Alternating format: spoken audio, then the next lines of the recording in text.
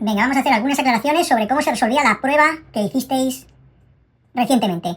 Mirad, la primera es muy sencilla. Dice, el borde de un disco duro de 6 centímetros de diámetro. Todo esto hay que ponerlo en el sistema internacional. Entonces, ¿cuánto es de diámetro? 0,06 metros. Pero de todas formas, luego tenemos que pasar a radio, 0,03 metros. Ese es el radio. Gira a 80 kilómetros por hora. Es decir, esto habrá que pasarlo a metros por segundo. Dice, calcula el valor RPM, revoluciones por minuto, y los valores en el sistema internacional de periodo, frecuencia, velocidad angular, velocidad en la periferia. Ya me está diciendo la velocidad en la periferia, que es de 80 kilómetros por hora. 80 kilómetros por hora, el borde de un disco duro. Habrá que ponerlo en metros por segundo, con lo cual ya tendría la velocidad en la periferia. Y ahora se puede relacionar la velocidad en la periferia con la velocidad angular. Recordad que velocidad angular es... la velocidad lineal es la angular por el radio. Vamos a verlo mucho más clarito, ¿veis?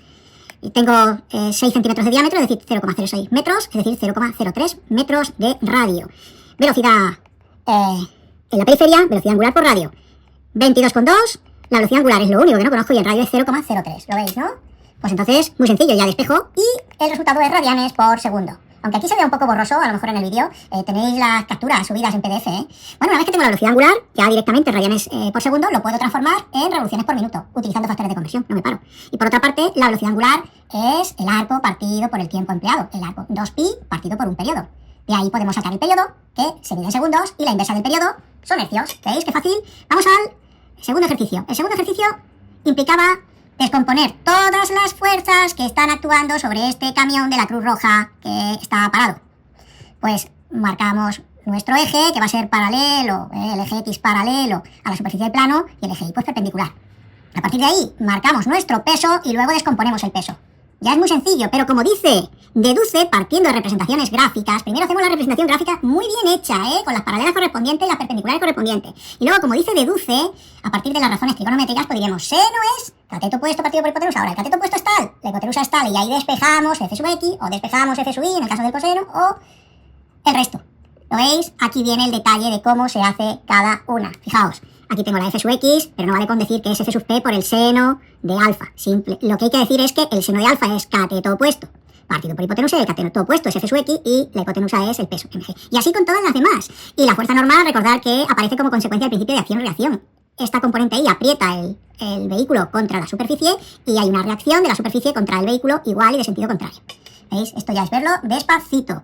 Pasábamos a el siguiente apartado. Solo había que pensar, pero lo suyo siempre es intentar hacer un dibujo para tener muy claro lo que sucede. Dice que qué masa podemos lograr que suba por un plano inclinado de 20 grados, sabiendo que vamos a hacer una fuerza equivalente a levantar 10 kilos. Es decir, la fuerza equivalente a levantar 10 kilos es 10 por 9,8, 98 newton. Y la hacemos paralela, de manera que suba.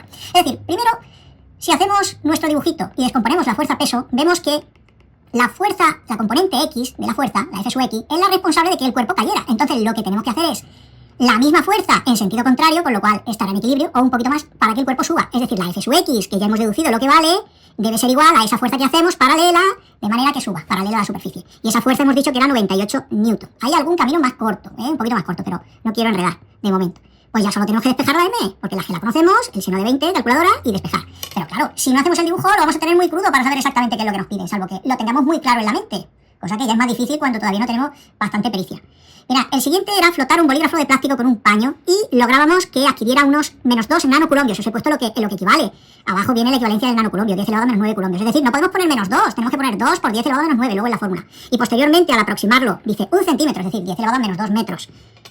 A varios papelitos conseguíamos inducir en ellos más un nanoculombio, es decir, tenemos -2 nanoculombios en el bolígrafo, -1 nanoculombio en alguno de los papelitos, 1 por 10 elevado a -9. Ya tenemos las cargas, ¿verdad? Tenemos la distancia entre los papelitos y el bolígrafo. Calcula los miligramos que serían atraídos en la superficie de nuestro planeta con una fuerza idéntica a la inferida en condiciones anteriores. Pues simplemente tenemos que colocar la fuerza eléctrica va a ser igual que la fuerza gravitatoria. Y ya es sustituir. Aquí tenemos que poner que 2 por 10 elevado a -9. No se ponen signos. El signo menos y el signo más indica que hay atracción, pero no se pone que os liáis. Y aquí 1 por 10 elevado a -9. ¿Y la distancia qué es? 1 centímetro, 10 elevado a -2 metros. ¿Qué es lo que tenemos que poner en el resto? Pues poner G, poner la masa de la Tierra y la distancia. Pero como estamos en la superficie, no tenemos que buscar estos datos que también vienen. Basta con que esto es G, porque estamos en la superficie de nuestro planeta. G es 9,8. Ya no tenemos que hacer esta cuenta. Y solo tendríamos que despejar M, ¿lo veis? Y M me va a salir en kilogramos, luego habrá que pasarlo a miligramos.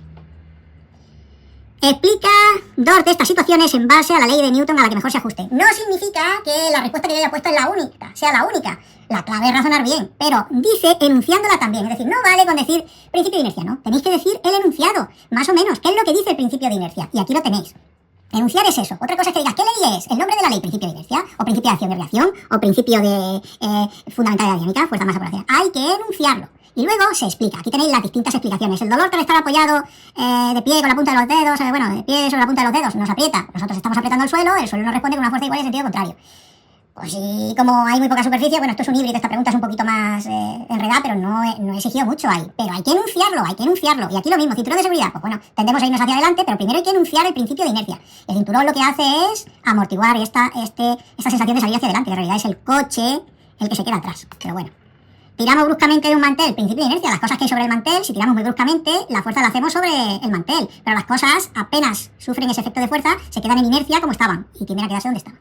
¿De acuerdo? Pero insisto, hay que decir el nombre y enunciarlo, y luego explicarlo respecto a la enunciación que habéis hecho. Calcula el radio que tendría nuestro planeta si teóricamente pudiese comportarse como un agujero negro. Fijaos, muy fácil. Si tenemos un agujero negro, significa que en el límite de ese agujero negro, se llama el horizonte de sucesos, en su borde, la luz no puede escapar. Luego, la velocidad de escape para salir de ese influjo un poquitín más allá del horizonte es la velocidad de la luz. ¿Cuál es la velocidad de la luz? 300.000 kilómetros por segundo. 3 por 10 elevado a 8 metros segundo. Pues ya solo tenemos que poner la fórmula de la velocidad de escape. Cuidado. 2 por G por M, masa de la Tierra, por el radio, que es lo que queremos calcular. La masa de la Tierra, que os doy aquí, es 5,972 por 10 elevado a 21 toneladas. No vale ponerlo así.